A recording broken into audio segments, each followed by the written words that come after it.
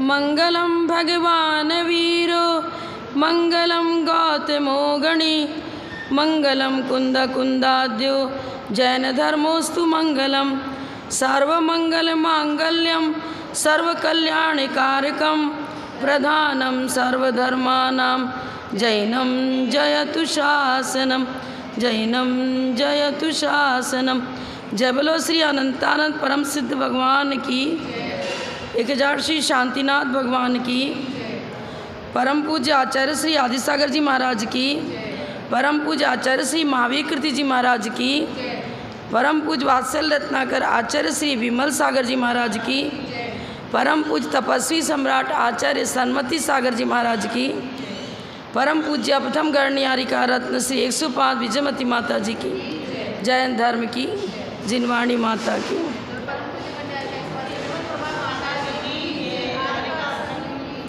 नमः श्री वर्धमानाय निर्धूत कलिलात्मने सालोकानां त्रिलोकानां यद्विद्या दर्पणायते।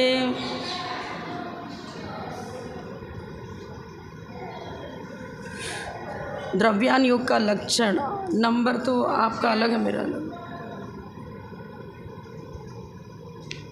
गृह मेद्यन गारणम हो गया था। जीवा जीव जीवा जीव सुतत्वे पुण्या पुण्ये च बंध मोक्षौ च द्रव्यानि योग दीपः श्रुत विद्यालोक मातनुते। जीवा जीव सुतत्वे पुण्या पुण्ये च बंध मोक्षौ च द्रव्यानि योग दीप श्रुत विद्यालोक मातनुते। द्रव्यान योग किसे कहते हैं? अब द्रव्य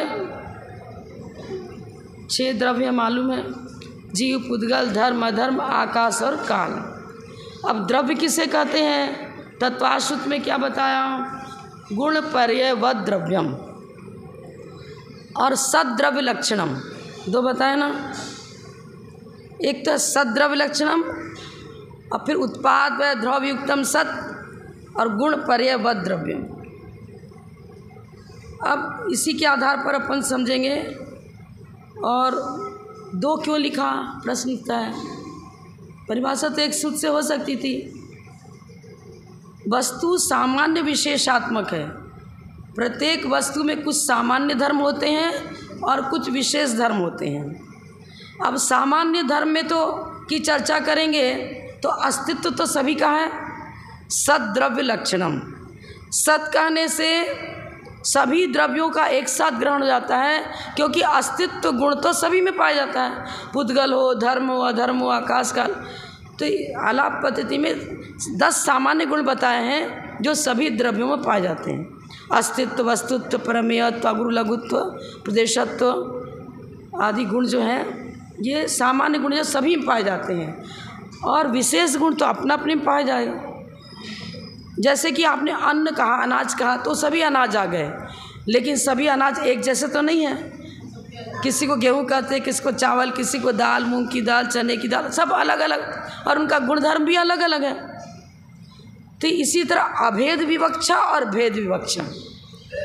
अभेद विवक्षा से तो सामान्य हो गया सद्द्रव्य लक्षणम, जिसके जो अस्तित्व जिन गुण जिनमें पाया जाए वो सब द्रव्य हैं। अस्तित्व है तो उसको द्रव्य ही कहेंगे, क्योंकि द्रव्य का सामान्य लक्षण ही अस्तित्व होना है। हाँ, अब है तो क्या चीज़ है? अब आगे बता, उत्पाद व द्रव्युक्तम सत।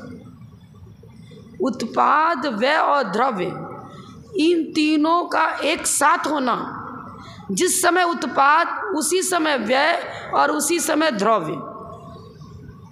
जैन फिलॉसफी के अनुसार द्रव्य का लक्षण ये है।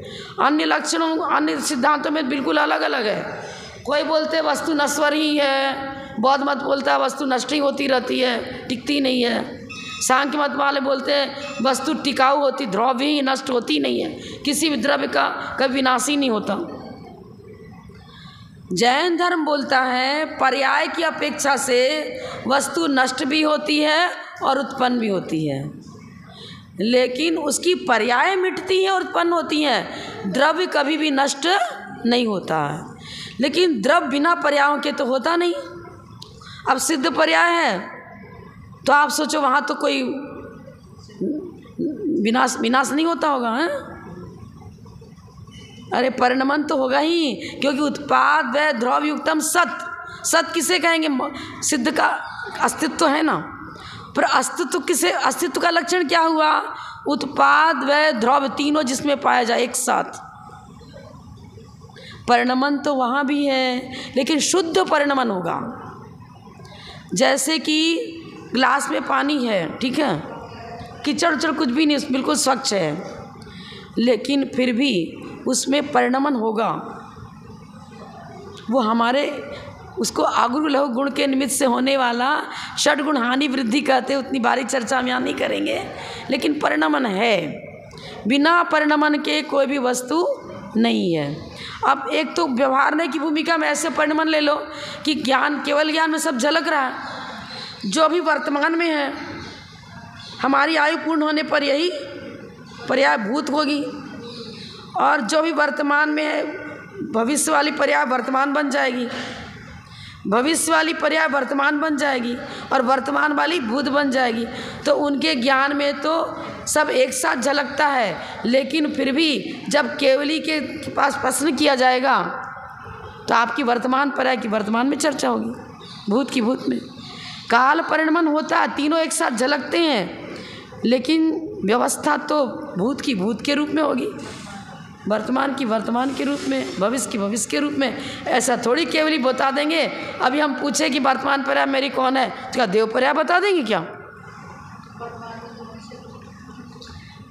अगर उनसे पूछा गया गणधर, तो ट्रांसलेट गणधर करते पूरा, मतलब भगवान की तो ओंकार ध्वनि होती है। पूछा गया कि मेरा अगले भाव में मुझे कौन सी पर्याय मिलनी है, मान लो किसी प्रश्न कर दिया, उनके ज्ञान में तो सब झलक रहा था एक साथ। फिर भी काल भेद पूर्वक ही चर्चा होगी। वो बताएंगे कि वर्तमान में आपकी ये पर्याय है, पहले इस पर्याय से आप यहाँ से आपका जन्म हुआ, अब यहाँ जाने वाले हो। सैनिक महाराज का तो बता मालूम है ना, अभी नरक में है, लेकिन आगे तीर्थंकर हो गए, बता दिया ना। आगे तीर्थंकर, ये नहीं बता दिया कि अभी इसी पर्याय में आप तीर्थंकर हो। तो काल भेद जहाँ है, वो काल भेद पूर्वक ही ज्ञेय पदार्थ तो काल भेद पूर्वक झलक रहा है, लेकिन ज्ञान में इतनी शक्ति है कि वो सब एक साथ जानते हैं। सभी द्रव्यों को, सभी पर्यायों को, उनके गुण पर्याय क्या बताया है? सर्वद्रव पर्यायसु केवलस्य, तत्वार्थ सूत्र में सर्वद्रव पर्यायसु केवलस्य। केवल ज्ञान में सभी द्रव्य और उसकी सभी पर्याय एक साथ झलकती हैं, झलकती एक साथ हैं, लेकिन एग्जैक्ट सभी पर्याय हमारे में एक साथ मौजूद है क्या? हमारे में सभी पर्याय एक साथ मौजूद नहीं है। हमारी जब चर्चा व्यक्तिगत की जाएगी तो मेरे भूत पर्याय कुछ दूसरी थी, वर्तमान पर्याय अभी जो बुद्धिमान है वो है, और आगे कोई दूसरी पर्याय होगी।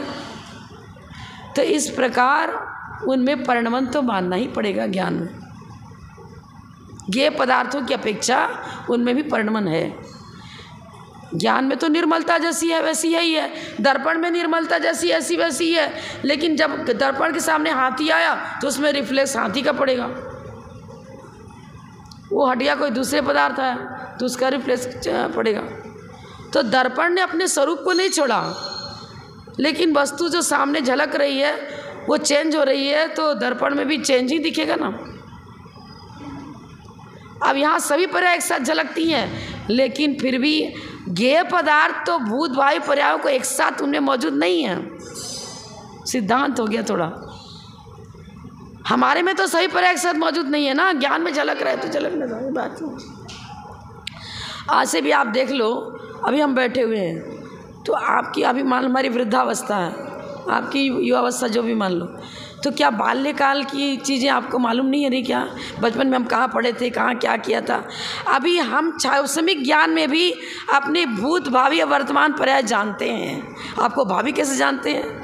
हम जान रहे हैं कि अभी हम यहाँ बैठे हैं, अभी जा कर के मुझे ये काम करना, ऐसा करना, यहाँ लगना, यहाँ जुटना है, तो सब वर्तमान में तो आप यहाँ इस क्षेत्र में हो, आपकी अभी वर्तमान ज्ञानार्जन में है, अभी वहाँ जाकर क्या करोगे? ज्ञानार्जन में ऐसे कैसे लगे रहोगे? क्या परिणमन होगा ना?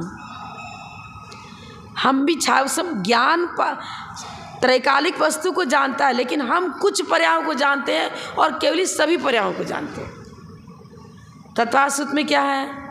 मतिश्रुत्यो निबंधो द्रव्येषु असर्व पर्यायसु द्रव्येष्वसर्व पर्यायसु। सभी द्रव्यों को जानते हैं पर सभी पर्यायों को नहीं जानते। तो जीव, अब क्या बता रहे? द्रव्य किसे कहते? चर्चा ये चली तो गुण पर्याय व द्रव्यम। मात ये परिभाषा मात जैन फिलॉसफी में मिलेगी, वो भी दिगंबर जैन आमनाय के अनुसार ये परिभाषा है। अन्य लोगों ने द्रव्य की परिभाषा मनगढ़ंत अपनी अपनी हिसाब से रखी है, कहीं भी सेटिंग नहीं बनती है। सर्वथा नश्वर मान ले तो जब हम हमारा अस्तित्व ही मिट जाएगा तो क्यों पीछे कमंडल लें, क्यों तपस्या करें, क्यों साधना करें? और हम तीर्थंकरों की भवावली पढ़ रहे हैं कि यही थे जो पहले संसार में इन्हीं पर्यायों से गुजरे। तीर्थंकरों की सब अपनी पर्याय पढ़ रहे हो, कभी कौन कहाँ था? अभी पार्श्वनाथ का जीवन चरित्र पढ़ा, महावीर भगवान का देखोगे तो वही है, वही महावीर भगवान है जो 10 भाव पहले यहाँ थे। वही पार्श्वनाथ भगवान है जो पहले इस भाव में थे। तो वही इसका मतलब है तब तो अस्तित्व नहीं मिटा, पर्याय मिटी हैं। गुण पर्याय व द्रव्यम, इस परिभाषा को हमेशा याद रखो। और महापुरुषों की चर्चा करेंगे तो उसमें गुण भी आएंगे, पर्याय भी आएंगे, द्रव्य भी आएगा, सभी आएगा। लेकिन यहाँ पर ये द्रव्य की चर्चा करेंगे, उसका लक्षण बताएंगे कि द्रव्य किसे कहते हैं, द्रव्य कितने होते हैं, और प्रत्येक द्रव्य का अलग अलग लक्षण बताएंगे। पुद्गल द्रव्य का स्वरूप क्या है, धर्म द्रव्य का स्वरूप क्या है, अधर्म द्रव्य का क्या है, ये अलग अलग बताएंगे। तो क्या क्या पता है इन्होंने? पहले द्रव्य के 2 भेद किए, जीव और अजीव। 2 ही भेद आ गया। अजीव में सभी द्रव्य आ जाएंगे, जिसमें चेतना पाई जाती है उसे जीव कहते हैं, और जिसमें चेतना नहीं पाई जाए वो सब अजीव हैं। तो अजीव में पुद्गल, धर्म, अधर्म, आकाश, काल, ये सब के सब अजीव द्रव्य हैं। अजीव द्रव्य अपने आप उसमें देखो, हम तो परिणमन करते हैं बुद्धिपूर्वक, अब मुझे ये काम करना है, वो करना है, जो चेतना पाई जाती है। क्या अजीव द्रव्य है उसमें परिणमन नहीं होता है? क्या आपने कोई नई साड़ी लाकर बॉक्स में रख दी और उसका प्रयोग भी नहीं किया, जिस समय लाए थे उस समय शाइनिंग कैसी थी, और 10-12 साल के बाद निकाला? और हम लोग खुद देखते हैं, नई पुस्तकें हैं छपाई, अब वहाँ प्रेस में पड़ी हुई है, कहीं संस्था में रख दी, अब 5-7 साल के बाद मंगाते तो उसकी पेपर पीले पड़ जाते हैं। ये सब नई किताबें हैं, देखो पीले पड़ गए। बताओ, यूज़ तो नहीं किया, अलमारी में रखी थी, ऐसी कैसी सजी सजाई रखी, निकाला नहीं, यूज़ नहीं किया। अब एक साथ सारी पुस्तकें तो काम में आती नहीं है। किसी ने मंगाया तो 100 पुस्तकें मान लो हमने मंगा ली, सबको बांट दिया, दे दिया पढ़ने के लिए। अगले चातुर्मास में फिर वहीं से मंगाई, अब वो जो आ रही तो पेपर की शाइनिंग में बहुत फ़र्क है, गलन पूर्ण होता है। जब आप युवावस्था में थे, जब फेस की जैसी शाइनिंग थी और जैसा स्वरूप था, बॉडी जैसी थी, अभी आज भी है क्या? बुढ़ापे में वही क्या? ये पुद्गल ही तो है, बॉडी परिणमन हो रहा है ना। अरे नेक में परिणमन हो जाता है, जरा सा बीमार ज़्यादा हो गए अचानक, एक मेरे ना बुद्धि काम करती उस प्रकार, और शरीर भी अरे पकड़ के कोई उठाओ, हमसे तो उठा ही नहीं जा रहा है। क्यों, क्या हो गया? 10 दिन में क्या हो गया? एक दिन में, एक दिन उपवास करे, दूसरे दिन ही अरे अब तो हमसे उठा ही नहीं जा रहा, उपवास किया था, शक्ति क्षीण हो गई। परिणमन होता है पुद्गल में भी। धर्म अधर्म द्रव्य पर निमित्त से परिणमन, उत्पाद है द्रव्युक्तम सत, सीधा सीधी बता दिया। शुद्ध परिणमन अगुरु लघु के निमित्त से होता है, वो सभी द्रव्य में पाया जाएगा। और वैभाविक परिणमन 2 में होता है, जीव और पुद्गल में। स्कंद रूप पुद्गल भी परिणमन करता है ना, तो वैभाविक परिणमन हो गया। आप शक्कर मान लो है, अब उस शक्कर से आपने कुछ मावे की मिठाई बनाई, कुछ बूंदी बनाया, लड्डू बनाया, कुछ बनाया। अब शक्कर, प्योर शक्कर खा रहे, उसका कैसा स्वाद, और मिठाई अलग अलग तरह की है। 80 शक्कर से 2500 प्रकार की मिठाइयाँ बनी, कुछ तो आपने बेसन से बनाया, कुछ मूंग की दाल से बनाया, कुछ चावल में डालकर बनाया, कुछ अलग। अब देखो वो शक्कर प्योर स्वाद अभी नहीं देगा, मिक्स स्वाद आ रहा है सबका। ये वैभाविक परिणमन, हमारा भी मिक्स है परिणमन। क्या केवली का जैसा शुद्ध परिणमन होता है वैसे शुद्ध हमारा ना ज्ञान गुण इस प्रकार शुद्ध परिणमन कर रहा है, ना सम्यक दर्शन, सम्यक ज्ञान, सम्यक चारित्र, तीनों ही वैभाविक परिणमन कर रहे हैं। क्रोध मान माया लोभ रूप परिणमन हो रहा है, चारित्र गुण की वैभाविक परिणति, और स्वाभाविक परिणति उत्तम क्षमा मार्दव आर्जव, ये परिणमन। और ये उत्तम क्षमा जो नाम रख रहे हैं ना, ये छठे गुण स्थान तक है, फिर तो मात्र यथाख्यात चारित्र ये शुभोपयोग की भूमिका में होगा। उत्तम क्षमा, उत्तम मार्जव, उत्तम शौच, भाई क्रोध मत करो, मान मत करो, लोभ मत करो, ये सब चीज़ें हैं। तो अब यहाँ पर इतना ही बताना था मुझे कि द्रव्य की पहचान जो होगा ना जैन फिलॉसफी के अनुसार करो, तब हमारा सम्यक दर्शन निर्मल रहेगा। और नहीं तो किसी ने कुछ कहा, किसी ने कुछ कहा, एक व्यक्ति से पूछा ये क्या है, तो ये भी एक द्रव्य है, पदार्थ है, हम इसको द्रव्य नहीं कहेंगे, द्रव्य नहीं कहेंगे हम इसको, हम तो पुद्गल द्रव्य की पर्याय कहेंगे। वो पुद्गल द्रव्य तो भेदादणु तत्वार्थ सूत्र में शुद्ध पुद्गल परमाणु जो है ना, जो इंद्रिय गोचर है ही नहीं। अभी आप हम सब जीव हैं, आपको जीव द्रव्य दिख रहा है क्या? जीव द्रव्य तो किसी को नहीं दिख रहा है, वो तो अमूर्तिक है। बॉडी दिख रही है, इसका फंक्शन दिख रहा है, हिलना डुलना, चलना फिरना, बोलना चालना, श्वासोच्छ्वास। तो ये बॉडी जो है ना, ये जो काम कर रही है, इसके फंक्शन को देखकर हम अनुमान ज्ञान से कहते हैं कि ये जीव है। चींटी चल रही है, उसको कहते जीव है। और आज जीवत्व तो उसका दिख ही नहीं रहा आपको, उस जीवत्व का कार्य दिख रहा है, वो भी दूसरे के माध्यम से, शरीर के माध्यम से। ये चीज़ें, ये पंखा बंद हो गया अचानक, तो लाइट तो आपको समझ में नहीं आया कि लाइट, लेकिन लाइट जब चली जाती है तो इसका फंक्शन, अरे आप बंद करो, जल्दी बंद करो। बुढ़िया क्यों चलाया आपने पंखा भाई? हम कितनी बार मना कर चुके, वाला ना चलाए करो।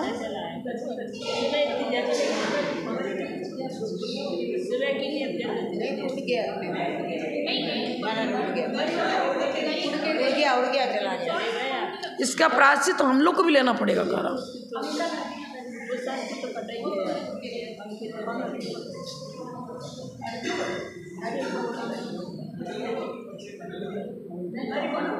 इसका मेन कारण है चावल चढ़ाना। अब हम आएंगे ही नहीं प्रवचन, यदि पंखा चलेगा तो मैं पंखा आपको कहते हैं। अब टेबल फैन हमारे संग भी 2-3 रखे हुए, टेबल फैन लगा दो ना आप अपने तरफ टेबल फैन लगा लो ना, टेबल फैन लगा लो ना। इधर का दरवाज़ा खोल दो, हवा आ जाएगी, खिड़की है तो। मैं तो आज के बाद फैन में बैठ के प्रवचन नहीं करूँगी, नहीं करूँगी,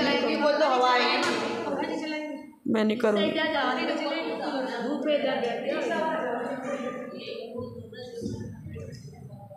यहाँ पे बैठ जाओ, अच्छा है। और क्या सकते जाओ, फैल के बैठे, आगे बैठ जाओ आप लोग।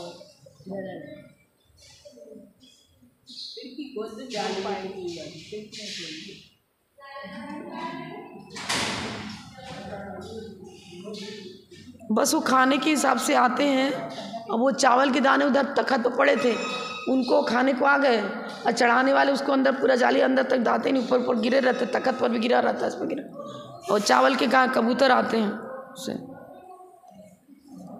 चलो जो हो गया सो हो गया, आगे की सुध लो। मरे तो नहीं हैं लेकिन बच गए। अब आज तो चलो बच गए, कभी मर भी सकते हैं ना, इसलिए अपन को ऐसा काम नहीं करना जिससे जीव के को किसी जीव को पीड़ा पहुँचे, किसी जीव का कष्ट हो, हिंसा होवे, पाप का बंद होता है। तो यही मैं बता रही थी कि देखो ये पंखा चल रहा है तो इसके कार्य को देखकर भी लाइट है, अंदर का कनेक्शन तो नहीं दिख रहा ना आपको कि लाइट है कि गई। लेकिन जब इसने वर्क बंद कर दिया, अरे लाइट चली गई, लाइट तो चल जाते आपको दिखी नहीं। ये बल्ब जल रहा था, उसकी बंद हो गया, अब अंधेरा हो गया, तो अब लाइट चली गई तो अंधेरा। बस ये अनुमान ज्ञान काम करता है। इंद्रिय जन ज्ञान इसी तरह का है। ना आपको जीव दिखेगा, ना शुद्ध पुद्गल द्रव्य दिखता है, ना धर्म द्रव्य दिखता है। धर्म द्रव्य, अधर्म द्रव्य, आकाश द्रव्य दिख रहा है क्या? लोकल लोग क्या बोलते हैं कि नीला नीला ऊपर आसमान दिखता है ना, आकाश, इसी को आकाश बोलते हैं। आसमानी कलर बोलते भी हैं, हल्का कलर जो रहता है नीले, उसको आसमानी कलर बोलते हैं। अरे आसमान माने आकाश, उर्दू में शायद आसमान कहते क्या, जैसे भी जिस भाषा में, लेकिन आकाश की पर्यायवाची शब्द है आसमान भी। आकाश अमूर्तिक है, और आकाश सिर्फ ऊपर नहीं है। हम लोग आकाश शस्यावगाह, हमारा हमको अवगाहन, हम यहाँ रुके हुए हैं, जहाँ जहाँ जीव क्षोद्रव्य पाते हैं वो सब आकाश है, नीचे से लेकर ऊपर तक पूरा आकाश ही आकाश है। ये ऊपर आकाश नहीं है, हम जहाँ बैठे यहाँ भी आकाश है, पूरा ये आकाश ही है। जितना पोल स्थान है सब आकाश है। अब कहो कि नीला नीला क्या दिखता है? फिर सौधर्म इंद्र का जो विमान है वो 45 लाख योजन का है, और 2.5 द्वीप भी 45 लाख योजन का है। जम्बू द्वीप, धातीखंड द्वीप और पुष्करार का आधा पुष्करार, 2.5 द्वीप का जितना प्रमाण है उतना ही सौधर्म इंद्र के विमान का, एक उनका विमान, उनका महल भी इतना ही बड़ा है, 45 लाख योजन का। आप पूरे 2.5 द्वीप के अंदर जहाँ ऊपर देखोगे क्या दिखेगा? वो विमान का तल भाग, उसकी कांति इसी प्रकार की है, हल्का ब्लू कलर, एकदम आसमानी कलर जिसको आप बोलते हैं। तो उसके तल भाग की कांति ऐसी है, और सब जगह वैसे ही 45 लाख योजन, खाली जम्बू द्वीप ही नहीं, पुष्करार पर्यंत उतना बड़ा है, तल भाग दिख रहा है उसका। और वो है, सही पूछो तो वो पुद्गल की कांति है। वर्ण गंध रस स्पर्श पुद्गल में पाया जाता है। धर्म अधर्म आकाश द्रव्य तो वर्ण उसका लक्षण ही नहीं है, वो तो अमूर्तिक है। धर्म द्रव्य का लक्षण गति है हेतुत्व, अधर्म द्रव्य का स्थिति है हेतुत्व, आकाश का अवगाहन है हेतुत्व। और फिर उनके कलर कैसे बताएंगे हम? आसमानी कलर कैसे बता सकते हैं? आकाश में कोई कलर ही नहीं है। पुद्गल में वर्ण पाया जाता है, वर्ण गंध रस स्पर्श। जैन फिलॉसफी ये बताती है। ये सब जाने के जीव किसमें पाते हैं, चेतना पाई जाती है, पुद्गल किसे कहते हैं, ऐसे रट लिया। पर पहचान भी तो प्रैक्टिकल होनी चाहिए ना। हम भी लोग स्कूल में पढ़ते थे, यही बोलते थे आसमान तो आकाश, आकाश ऊपर है, आकाश तो यहाँ थोड़ी आकाश है। अरे जलचर थलचर नवचर बोलते हैं, नवचर जो पक्षी आकाश में उड़ते हैं उनको नवचर कहते हैं। हम तो स्थिर पर चलते हैं। तो किसी ने पूछा पंडित जी ने कि बताओ कि तुम नवचर हो कि जलचर हो कि थलचर हो? हम तो बच्चे तो यही बता दें, हम जमीन पर चलते हैं तो हम थलचर हो गए। नहीं, ऐसा नहीं है, ये परिभाषा नहीं है। तिर्यंश में 3 भेद पाए जाते हैं। मनुष्य के अंदर ये कोई गति, मनुष्य का तो प्रशस्त विहाय गति और अप्रशस्त विहाय गति बताइए। चाल ढाल चलते मत, पंजे से पैरों से चलते हैं। तो ये प्रशस्त रूप में जैसे हंस की चाल होती है बिल्कुल, और एक होता है कि चलता है कहीं पैर कहीं रखता है, कहीं कहीं चलते हैं। तो मैंने प्रशस्त चाल जिसकी है उसको प्रशस्त विहाय गति नाम कर्म का उदय है। चलने में जैसे सिंपल अच्छे से चलना चाहिए वैसे चल रहा है, और कोई कुछ ढम ढम यूं यूं पैर कहीं जा रहा है, उधर कहीं जा रहा है, शरीर कहीं जा रहा है, तो उसको अप्रशस्त विहाय गति। और जैन धर्म तो ही बता रहा, हम सब आकाश में, पक्षी भी आकाश में, सब आकाश में है, लेकिन मुझ में उड़ने की क्षमता नहीं है। अब विद्याधर जो है उन्हें तो उड़ने भी की क्षमता। अब कैसे परिभाषा आप लगाओगे मनुष्य की? विद्या के बल से जाते हैं, और रिद्धिधारी मुनिराज तो तप के बल से जाते हैं। है तो मनुष्य कर्मभूमि जी, हमारी तरह ही हैं। चारण रिद्धिधारी विष्णु कुमार मुनिराज तो आकाश मार्ग से ही तो गए थे ना, विक्रिया के बल से ही तो गए थे, उनको रिद्धियाँ थी। कैसे पहुंच जाते तुरंत का तुरंत? कहाँ तप कर रहे थे, और हस्तिनापुर में वो घटना तो हस्तिनापुर की है, आ गए वो तुरंत का तुरंत, रिद्धि के बल से आए। और विक्रिया रिद्धि भी थी, परिणमन भी कर लिया उन्होंने अपने शरीर का, हम चेंज कर दिया, मुनि के रूप में नहीं रहे, छोटा बड़ा जैसा रूप चाहे सब बना लिया उन्होंने, वामन का रूप बना के गए। तो ये परिभाषा मनुष्य के साथ नहीं लगेगी। मात्र त्रियंच के 3 प्रकार के भेद किए हैं, जलचर, थलचर और नभचर, और वो भी भोग भूमि में तो जलचर जीव नहीं पाए जाते हैं। कर्म भूमि के त्रियंच के जलचर, थलचर, नभचर तीनों भेद हैं, पर भोग भूमि में जलचर जीव नहीं है, 2 ही है। तो ये सब चीज़ सिद्धांत को समझेंगे पूरा तब होगा, नहीं तो तत्वार्थ श्रद्धानम समय दर्शन कैसे बनेगा। आप चाहे जिसका आसमानी कलर है, ये आकाश है, हम आ नहीं रहते, फिर तत्व की मतलब श्रद्धान नहीं हुआ सही। 6 द्रव्यों पर सही श्रद्धान होना, सब द्रव्य का स्वरूप जानना। और लोग धर्म द्रव्य का हम चल रहे, तो हम धर्म द्रव्य क्यों चलाएगा, हमको चलाता ही नहीं है, किसी हालत में मानने को तैयार नहीं होंगे कि धर्म द्रव्य कोई है। लेकिन प्रमाण तो हमारे पास है। कैसे है? धर्म द्रव्य लोक के अग्रभाग तक ही है, अधर्म द्रव्य वहीं तक है। अब जब ऊर्ध्वगमन सिद्ध पर्याय प्राप्त हुई, तो यदि ऊर्ध्वगमन स्वभाव तो है ही, क्योंकि मिट्टी के जो तुमड़ी है उसके ऊपर से लेप हट गया, वो ऊपर तैरती है। 8 कर्मों का लेप है, तब तक हम रुके हुए संसार में यहाँ, पर जीव का स्वभाव ऊर्ध्वगमन है। अब स्वभाव होते हम ऊर्ध्वगमन नहीं कर पा रहे हैं, क्योंकि 8 कर्मों का लेप है। अब जो लेप हट जाएगा, सिद्ध अवस्था प्राप्त हुई, तो बिल्कुल सीधा गमन होता है। यदि गमन करना ही स्वभाव है, तो करते जाओ करते जाओ करते जाओ। नहीं, धर्म द्रव्य गति हेतुत्व में कारण था, वहीं तक धर्म द्रव्य है, इसलिए सिद्ध लोकाकाश के अग्रभाग पर उनका गमन वहीं तक हुआ, और ठहरना भी वहीं तक हुआ, क्योंकि अधर्म द्रव्य वहीं तक है। और लोकाकाश में ही 6 द्रव्य पाए जाते हैं, अलोकाकाश में पाए नहीं जाते, तो यहीं पर अस्तित्व रहेगा, अन्य जगह रहेगा ही नहीं। ये सब समझना, तब हमारा सम्यक दर्शन निर्मल होगा। क्योंकि 6 द्रव्यों पर तत्वार्थ श्रद्धान, 6 सभी पर आश्रय बंध संबंध, तत्व पर श्रद्धान, द्रव्य का स्वरूप जानना, समझना, वैसा का वैसा श्रद्धान करना। सुतत्वे, पहले तो जीव लिखा, फिर अजीव लिखा। अब जीव तत्व और अजीव तत्व। अब यहाँ पर द्रव्य नहीं लिखा, तत्व लिख दिया कि द्रव्य के माध्यम से हम तत्व तक पहुँचेंगे। पहले तो 6 द्रव्य को समझेंगे। अब जीव और पुद्गल, इन दोनों का एक क्षेत्र का जो संबंध होता है 8 कर्मों का जीव का, तब आश्रय बंध संबर और निजरा और मोक्ष की चर्चा आएगी। माने आश्रय और बंध, संबर और निजरा, इसकी चर्चा कब तक होगी? जब तक जीव सशरीरी है, जब तक जीव सशरीरी है। मोक्ष की चर्चा भी तभी तक होगी, छूटना। अब सिद्ध भगवान सिद्ध बन गए, अब कहे सिद्धों का मोक्ष होना बाकी है। बाकी है क्या? मोक्ष माने छुटकारा। 8 कर्मों से, 8 कर्मों का आत्यंतिक उच्छेद, माने जड़ मूल से 8 कर्मों को उखाड़ कर फेंक दिया, हटा दिया, संपर्क दूर हो गया उनका, एक क्षेत्र का संबंध अब नहीं है, ये मोक्ष हुआ।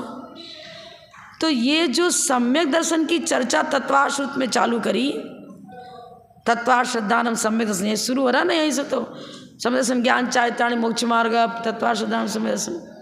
तो सम्यक दर्शन को निर्मल बनाने के लिए मात्र 6 द्रव्यों को जानने से काम नहीं बनेगा। वो तो लक्षण जान ले, उससे काम नहीं बनेगा। हमारे साथ अभी कल भजन बोल रहा था ना, तो यही तो था, क्यों हुआ काला, जीव काला क्यों हुआ? ये पुद्गल से मैत्री करी उसने,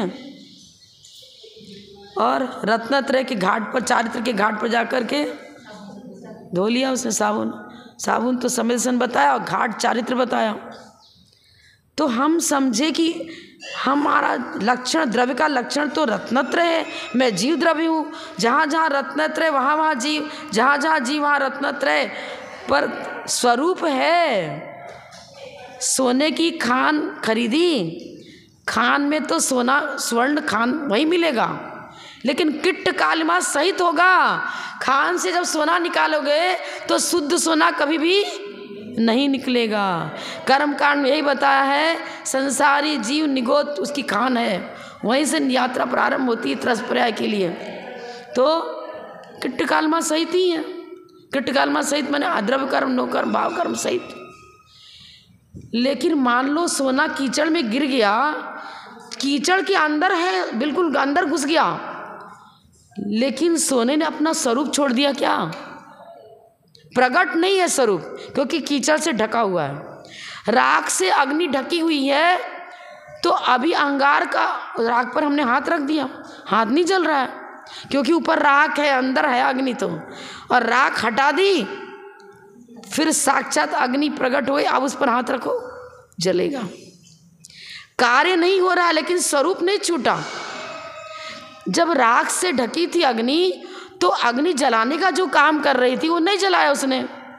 इसी तरह रत्नत्रय अतीन्द्रिय आत्म सुख को देने वाला है, मोक्ष सुख को देने वाला है, लेकिन जब तक 8 कर्म मेरे साथ में है, द्रव्य कर्म, नो कर्म, भाव कर्म है, अतीन्द्रिय सुख का आनंद मुझे नहीं आ सकता। वैभाविक परिणमन हो रहा है। द्रव्य का स्वरूप वैसा है, लेकिन अब तत्व बता रहे, भाई तुम ऐसा मत सोचे ना कि हम तो रत्नत्रय मेरा स्वरूप है, हम तो सिद्धवत सिद्ध ही हैं। अरे कहाँ से सिद्ध हो? खा रहे हो, पी रहे हो, चल रहे हो, पाप पुण्य सब कर रहे हो। अब ये तत्व बता रहा है कि तुम्हारे साथ अब ये लगा हुआ है, आश्रव बंद। फिर थोड़ा साधना करोगे तो भी संसारी हो, संवर और निर्जरा कर रहे हो, लेकिन एक देश कर्मों का नष्ट होना, निर्जरा, सर्वदेश नष्ट होगा, तब पहले तो संवर होगा, संवर फिर निर्जरा, फिर मोक्ष। घाट पर गए कपड़ा साफ करने के लिए, डुबोते साथ साफ हो गया क्या? कहाँ हुआ? जितनी ज़्यादा कालिमा रहेगी उतनी ज़्यादा मेहनत भी करनी पड़ेगी। सुई में जंग खा गया तो पूरा ऐसे रिगड़ रिगड़ के छुड़ाना पड़ेगा। मिथ्यात्व का जंग लगा हुआ है, एक ही पर्याय में मुश्किल है धुलना, धुल भी जाए बिरले किसी का। जैसे आता है, अभी कल पढ़ रहे थे भगवती आराधना कि भरत चक्रवर्ती के जीव निगोद से निकले, कहीं उसमें तो निगोद लिखा है, कहीं कहीं पुस्तकों में मिलता है कि मतलब गिजाई की पर्याय में थे। अब देखो आप जानो, वर्तमान युग में थोड़ा सा अंतर मिल जाता है, सिद्धांत में अंतर नहीं मिलता, लेकिन उन्होंने त्रस पर्याय कभी प्राप्त करी नहीं, मनुष्य पर्याय प्राप्त करी नहीं। उन्हें पता ही नहीं कि मनुष्य पर्याय में कैसे करना चाहिए, कपड़ा कैसे पहनना चाहिए, बाल कैसे, नहाना कैसे चाहिए, और काजल कैसे लगाना चाहिए, मेकअप कैसे करना, मालूम ही नहीं उन्हें। तो उनके साथ तो चक्रवर्ती था, सेवा करने के लिए सब लगे थे, तो नकल करते थे। जैसे वो खा के खुद दिखाएगा, ऐसे करो, उठा मुंह में डाल, तो वो मुंह में डालेंगे, पता ही नहीं कैसे खाया कैसे जाता है, वो भी नहीं पता नहीं। इतना घोर अज्ञान। लेकिन कुछ पुण्य वर्गला और पहले कभी भव की होगी, कभी मनुष्य बने होंगे, साधना भी करी होगी, लेकिन त्रस पर्याय का काल पूरा हो गया और मोक्ष के योग तपस्या करी नहीं, तो वापस निगोद में चले गए। हो सकता है यही कारण होगा, नहीं तो ऐसे कैसे हो जाएगा कि मतलब सीधे वहाँ पर समोसरण में गए और समोसरण गूंगा बोलने लगता है, वो बोलने लगे और उसी को उसी मोक्ष भी चले गए सबके सब। क्या तपस्या करी उन्होंने? तपस्या कई भवों तक तपस्या नहीं करी, पहले कभी करी होगी, फिर निगोद चले गए, और अभी तो भरत चक्रवर्ती के पुत्र होकर के उसी भाव से मोक्ष चले गए। ऐसा लिखा भगवती आराधना, कल ही हम लोग पढ़ रहे थे, उसमें लिखा।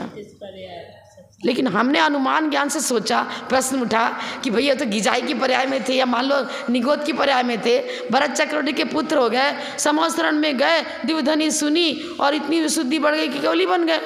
कुछ संस्कार तो पहले का रहा ही नहीं।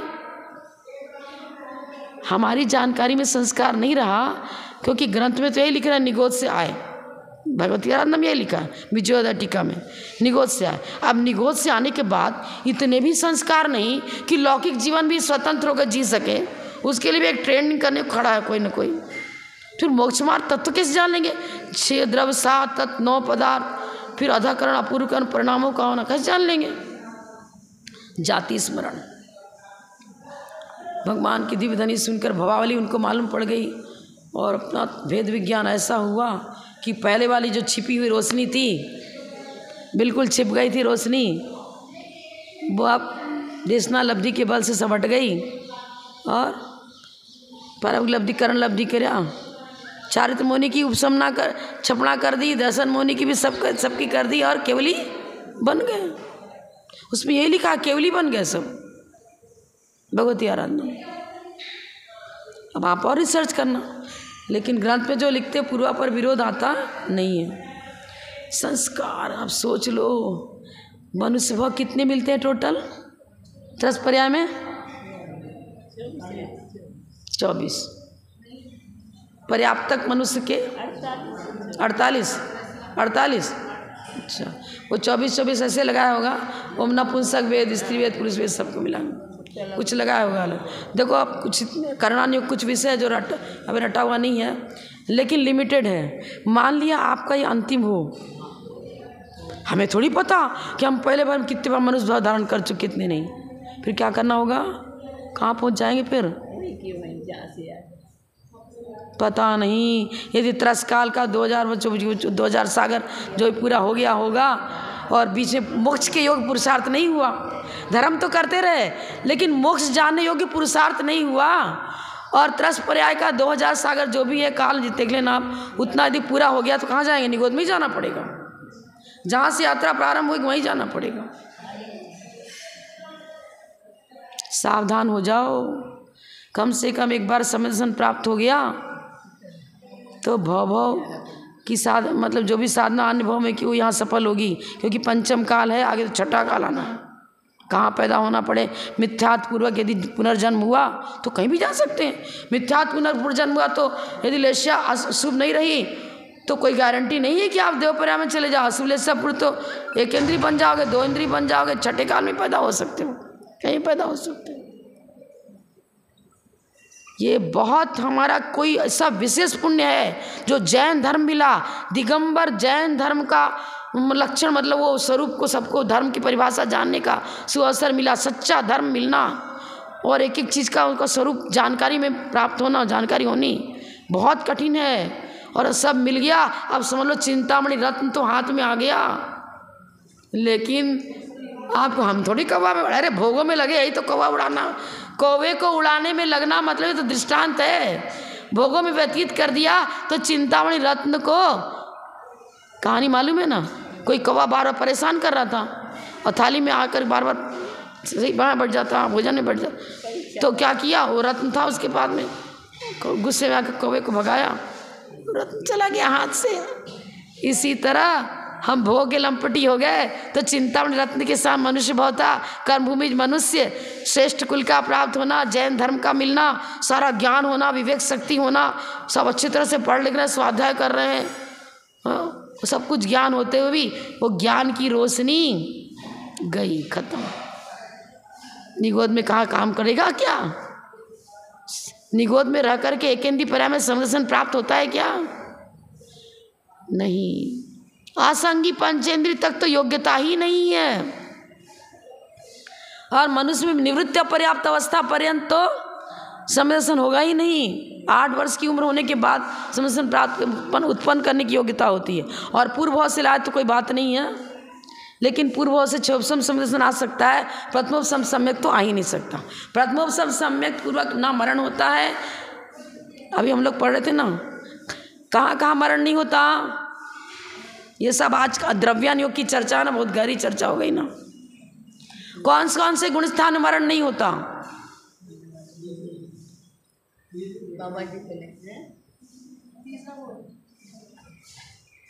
एक तो तीसरा मरण नहीं होता है भाई, चलो ठीक है, पर खाली तीसरे में ही नहीं होता बस।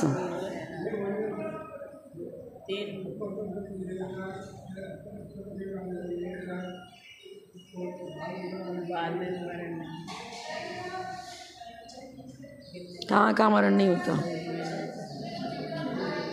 छपक श्रेणी चढ़ने वालों का मरण नहीं होता, और उपसम श्रेणी चढ़ने वाले का मरण हो सकता है, लेकिन 8वें गुण स्थान के पहले भाग में मरण नहीं होगा। छपक श्रेणी चढ़ रहे ना मुनिराज जैसे चात मुनि को, और जब मिथ्या दृष्टि 700 मिथ्या दृष्टि बन करके जब प्रथमोपसम सम्यक को प्राप्त कर लिया तो प्रथमोपसम सम्यक के होते हुए मरण नहीं होता। प्रथमोपसम सम्यक की मौजूदगी में मरण नहीं होता, या तो मिथ्यात्व में चला जाएगा या क्षोभसम सम्यक हो जाएगा। पहले गुण स्थान में मरण हो सकता है, दूसरे में हो सकता है, तीसरे को छोड़कर चौथे, 5वें, 6ठे, और उपसम श्रेणी को लेकर को तो 7वें, फिर 8वां का पहला भाग छोड़ करके बाकी में 9वां, 10वां, 11वां सब में मरण हो सकता है। 13वें गुण स्थान में मरण नहीं होता, 14वें गुण स्थान में मरण होगा। 8वां का पहला भाग मात्र 8वां का पहला भाग छोड़ दिया श्रेणी में, वो भी उपसम श्रेणी। छपक श्रेणी में तो पूरा ही ले लिया कि छपक श्रेणी चढ़ते हुए का मरण, उसको मरण कैसे होगा, वो तो सीधे केवली बनेगा, सिद्ध बनेगा वो तो। 14वें गुण स्थान मरण होगा। छपक श्रेणी की चर्चा कहाँ तक है, 12वें गुण स्थान तक। 8वां 9वां 10वां और उपसम श्रेणी चढ़ रहा तो 11वां ले लो, नहीं तो 12वां। और उपसम श्रेणी में 8वां 9वां 10वां 11वां, ठीक है। श्रेणी आरोहण में मरण नहीं होता। उपसम श्रेणी यदि कोई चढ़ रहा है तो 8वें गुण स्थान के प्रथम भाग में मरण नहीं होता, बस इतना ही। और आहारक रिद्धिधारी मुनिराज है, यहाँ से पुतला निकलता ना, जो केवली सुत केवली के पाद मूल में पहुँच के शंका समाधान करता है, उस पुतले का जब पूरी तरह से निर्माण नहीं हुआ है, मतलब पर्याप्ति पूर्ण नहीं हुई, आहारक शरीर पर्याप्ति जब तक पूर्ण नहीं हुई है तब तक भी वो मुनिराज का मरण नहीं होगा। यदि मरण होने का है उस समय तो वो पुतला निकलेगा ही नहीं। मतलब निवृत्त पर्याप्त अवस्था किसका, महाराज का निवृत्त पर्याप्त अवस्था नहीं है, वो जो नया शरीर का निर्माण हुआ ना, आहारक शरीर का, उस आहारक शरीर की पर्याप्ति जब तक पूर्ण नहीं होती है तब तक वो मुनिराज का मरण नहीं होगा। ऐसा ये चीज़ है, सब देख लो आप, ये सब चीज़ जानना चाहिए, इससे अपना समय से निर्मल होगा। अच्छा, पुण्य और पाप इनको जानना चाहिए। द्रव्यान योग में पुण्य और पाप की चर्चा है। पुण्य किसे कहते हैं, पाप किसे कहते हैं, ये समझने की बात है। हम लोग पुण्य धार्मिक क्रियाओं को करना पुण्य बताते हैं, और पंचेंद्रिय विषय भोगों में लगे हुए, खा रहे पी रहे झाड़ू बारी, उसको पाप बता। लेकिन पुण्य और पाप की क्रियाएं हैं, ये तत्व के अंदर 9 पदार्थ में पुण्य पाप लेते हैं, उसमें क्रियाओं को नहीं लेना। क्रियाओं को पुण्य और पाप की परिभाषा में नहीं लेंगे। क्रियाएं तो आलम्बन है। आप मंदिर में बैठकर पूजन कर रहे हो, लेकिन जरूरी नहीं है कि उस समय आप पुण्य का ही बंद करते हो। एक व्यक्ति लेश्याओं की विशुद्धि के बल से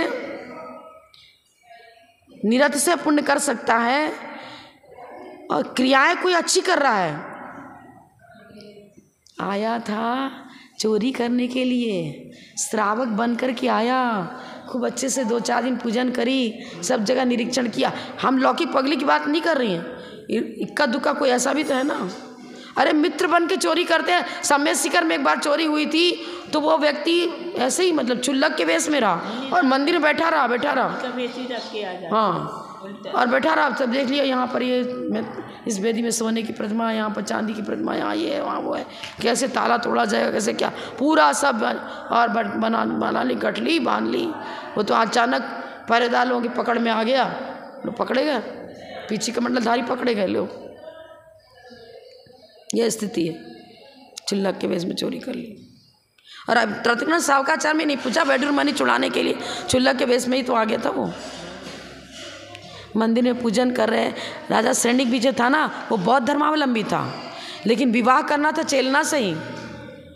अब क्या करे, तो करेगी नहीं, उसका समय बहुत निर्मल है, जैन धर्मावलंबी है, नहीं करेगी। तो जैन मंदिर में जैन धर्मावलंबी नकली बना, और शादी करने के बाद फिर कहता है नहीं मैं तो जैन धर्म नहीं मानता। ले क्या क्या हो गया। ऐसे बहुत लोग हैं कि भैया ऐसा है कि अब दो मान लो धनाढ़ दोनों व्यक्ति कंपटीशन में, अरे मैं क्यों डाउन होगा, ये बढ़ रहा था मैं बढ़ूंगा, बढ़ते बढ़ते खूब सारी बड़ी बोलियां ले लेते हैं, और फिर क्या करते हैं, देऊंगा देऊंगा देऊंगा, और न जाने कई बरस हो जाते हैं। दान की भावना नहीं थी, विशुद्धि नहीं थी, कंपटीशन में ले लिया, यशस कीर्ति की चाह में ले लिया। यश होना चाहिए उसको। जब तक वो दान राशि नहीं चुकाता है तब तक घर में निर्माल्य रखने का, निर्माल्य सेवन करने का पाप का बंध होता रहता है। विविक्तम करोति पापात इति विवेकः। विवेक जहाँ है, विवेक पूर्वक ही पुण्यार्जन होगा। हर काम में, हर क्रिया में विवेक की आवश्यकता है। धार्मिक क्रियाएं करते हुए भी हम पापार्जन कर सकते हैं, यदि मेरी कसाय वहाँ भी बलिष्ठ है तो। कसाओं की मंदता नहीं है। अरे लड़ जाते हैं वहीं के मंदिर में, इतनी भयंकर लड़ाई हो जाती है। एक बार मोबाइल में कुछ दिया था सही कि एक महाराज ने उनकी जय बोल दी, दो अलग अलग पार्टी वाले महाराज थे। अब वो कही कि इनकी जय तुमने इस मंदिर में क्यों बोल दी? वो बोलता हमने भी तो यहाँ दान राशि दी है, हमारे गुरु तो हम नहीं बोलेंगे क्या? वो बोलता है नहीं, यहाँ तो इनकी भी जय, इनका ही जय बोला जाएगा, दूसरे पुण्य महाराज की जय नहीं बोली जाएगी, वो सब द्रवलिंगी होते हैं। एक करा, अरे भगवान, लट्ठा लट्ठी हो गई, खून भी बहने लग गया, इतना मार पड़ गया और कोर्ट कचहरी तक पहुँच गए। जय बोलने में निंदा। अरे वो अपनी भक्ति बोल रहा जय, भाई तुम्हारा नहीं सुहा रहा तो तुम अपने कान बंद कर लेते। ये लट्ठम लट्ठी कर कसाय बांधने से क्या मतलब हुआ? दो धर्मात्मा व्यक्ति हैं, भाई भाई दोनों हैं और बड़ी बड़ी दान भी करते हैं, सब करते हैं, लेकिन एक दूसरे में इतनी भारी दुश्मनी है कि एक दूसरे से बोला चाली भी बंद है और पूरे नगर को बुला लिया विवाह में, लेकिन सगे भाई को नहीं बुलाया।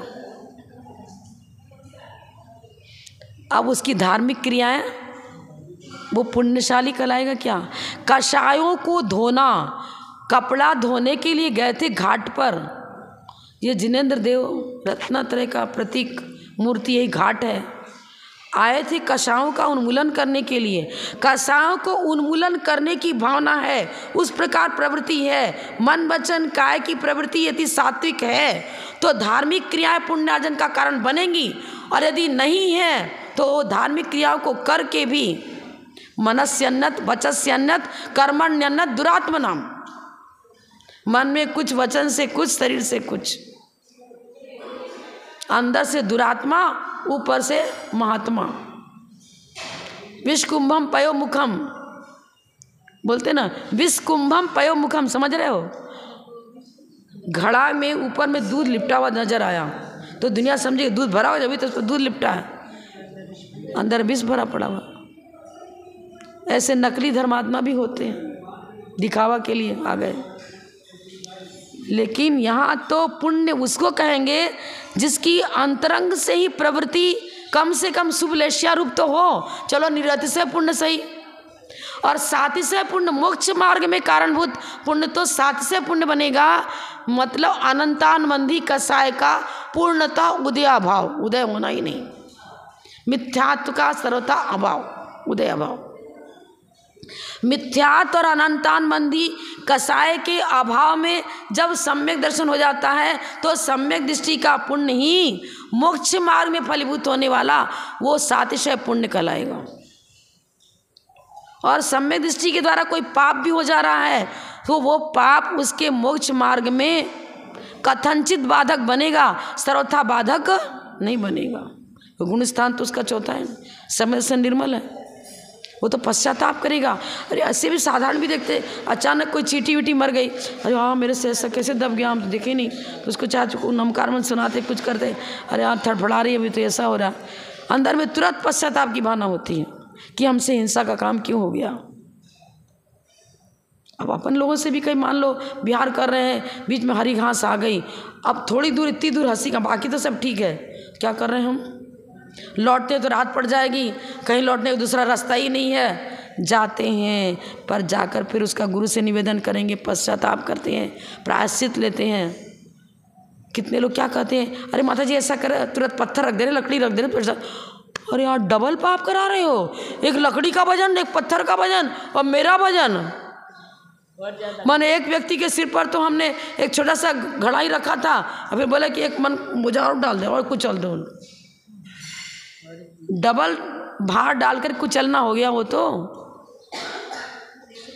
पैर रखेंगे वही दबेंगे। हाँ वही हल्के से रखेंगे, पुनः तो निकल तो थोड़ा सा प्रायश्चित लेंगे, लेते तो हैं प्रायश्चित, दोस्त तो दोस्त ही हैं, लेकिन अंदर में जो विशुद्धि काम कर रही है, निंदा ग्रह आलोचना, पाप से भीति, अंतरंग में भीति, और जो पाप से भीति होगी उसी का नाम विशुद्धि, और वो विशुद्धि ही पुण्य है, और वो विशुद्धि का ना होना ही पाप है। ये चीज पुण्य और पाप, बंध और मोक्ष। अब बंध तो पुण्य का बंध भी होता है, पाप का बंध भी होता है। अब परिणामों के अनुसार से, गुण स्थानों के अनुसार से पुण्य पाप की सारी चर्चा है। यह तो एक श्लोक ऐसा है कि पूरा कर्म कांड जीव कांड लाके रख दो, तब इसकी पूरी व्याख्या हो पाएगी। बंध और मोक्ष की व्याख्या सरल है क्या? लेकिन समझे आगम से जितना स्वाध्यायशील बने, एक एक श्लोक एक एक गाथा। कभी कभी पुस्तकों की द्रव्य संग्रह है, सबको पढ़े, उसमें बताया पुण्य पाप की व्याख्या, सबकी व्याख्या द्रव्य संग्रह बहुत अच्छी बताई, उसको पढ़ो। तो इस प्रकार द्रव्य को जानोगे तो फिर स्व को जानते हुए स्व पर दोनों को जानोगे तो भेद विज्ञान होगा। और भेद विज्ञानता सिद्धा, सिद्धा के लिए कहना असह्य अभावता बंधा, इसी के अभाव से बंध है। और भेद विज्ञान होगा तो इससे मोक्ष होगा। पर को जानेंगे नहीं तो फिर उससे प्रीति भी छोड़ नहीं पाएंगे। पर को पर जानेंगे तो उससे प्रीति छूटेगी। समय सार में लिखा है, एक ही धोबी के यहाँ दोनों पड़ोसी ने कपड़ा दे दिया था, आसपास मकान था, एक जैसा सफ़ेद सफ़ेद चादर था दोनों का। अब बदल गया, अब वो चादर ओढ़ के सो रहा था, पड़ोसी आया, रे तू मेरा चदरा ले गया, आ गया, नहीं मैं तो अपना ही खींच रहा नींद में, नहीं मेरा ही है। अरे फिर उसको जबरदस्ती खींचा, नहीं देख निशान देख। और जैसे निशान देखा कि हाँ मेरा, अब तो हाँ तुम्हारा ले जाओ। जब तक नहीं मालूम था कर रहा था मेरा है। इसी तरह ये मकान मेरा है, ये पत्नी मेरी है, मकान ये बेटा मेरा है, धन क्या है, ये मेरा है। पर से जितने उसमें प्रीति होगी संसार छूटेगा नहीं। प्रीति तो पूरी नहीं छूटती, लेकिन स्लो मन तो होगी ना। जैसे जैसे भार कम होता चला जाएगा, परिग्रह का, मूर्छा का, राग का, वैसे वैसे ऊपर होते चले जाते हैं। ये है बंध और मोक्ष की चर्चा। और ये सब चीज़ों की अच्छी चर्चा हमको कहाँ मिलेगी? द्रव्यान योग में। द्रव्यान योग पकी पकाई खिचड़ी है। पकाने की पूरी प्रक्रिया तो प्रथमान योग, करणान योग, चरणान योग सिखाएगा। अब बस पहुँच गए, अब तो समय शिखर पासनाथ के टोक पर पहुँच गए, आनंद ले रहे हैं। लेकिन ऐसे ही नहीं पहुँच गए थे घर में बैठे बैठे, पूरा द्रव्य भी लगाया, पुरुषार्थ किया, ट्रेन पकड़ी, कहाँ क्या किया, कौन कौन से साधन लिए, जब कहीं पर पैदल चढ़े तो रास्ते का सारा प्रयास विफल नहीं गया। लेकिन टोक का तो लक्ष्य ही नहीं है। अरे गाड़ी जो गाड़ी पर बैठता है वो समय शिखर पहुंच जाता है। गए स्टेशन पर, कोई भी गाड़ी मिली, महाराज ने कहा था ट्रेन पर जाओ, तो वहाँ पर स्टेशन पर जाओगे गाड़ी मिल जाएगी। अब गाड़ी मिल के कौन सी गाड़ी में बैठ के कहाँ चले गए क्या पता है क्या? कोई भी बस चल रही है, बस स्टैंड पहुँच गए, अरे बस से ही तो पहुँचा जाएगा, गंतव्य स्थान मालूम ही नहीं। अब बस में बैठ गई, मान लो पहुंचा भी दिया, अब यही नहीं मालूम है कि मकान दुकान जो स्थान है वो कहाँ है, नहीं मालूम है, तो क्या होगा? अभी कितने यात्री इधर आए, टोडा तो आ गए, माता जी टोडा में चातुर्मास कर रही, अब यही नहीं मालूम यहाँ से ये पास में तक आ गए और फिर यहाँ से फिर लौट गए। अरे कुछ दिखता तो है नहीं। अरे मंदिर दिख रहा था तो माता जी कहाँ, गेट पर थोड़ी माता जी खड़ी रहेगी, और मंदिर दिख रहा तो अंदर घुस के तो देख लेते एक बार। नहीं उस समय नहीं लगा था, अब लगा। बाहर में सब सारे बहने अंदर ही अंदर थे, बाहर नहीं था, कुछ भी नहीं था। 2-3 घटना ऐसी हो गई, फिर अब तो व्यवस्थित हो गए आगे सब। तो यही हो जाता है, चक्कर लग जाता है। हम भी मंदिर में जाते हैं, पूजन भी करते हैं, अभिषेक भी करते हैं, श्राद्धा भी करते हैं, फिर कुछ गंतव्य स्थान में चूक हो गई, चलने में थोड़ी चूक हो गई। चूक क्या हो गई? कषायों के अनुसार उसकी पहचान नहीं करी, वासनाओं के अनुसार सबकी वासना बताई है। 6 महीने से ऊपर कसाय चली गई तो अनंतान बंधी। उसको अंतरंग को स्वच्छ बनाने के लिए मंदिर आते हैं। अंतरंग की कसायों की जो धूल है, जो कीटकालमा लगी है, उसको धोने के लिए, साफ करने के लिए, और उसकी सफाई करना ही पुण्य है, और उसका संग्रह करना कीटकालमाओं का, यही बंध है, यही पाप है। चलो समय हो गया। जय बोलो परम पूज्य प्रथम गणनी हारिका रत्न श्री 105 विजयमती माता जी की जय।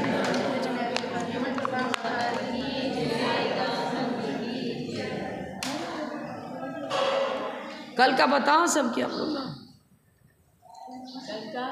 कल का प्रोग्राम क्या है माता जी कह रही, बताओ सबको क्या क्या होगा।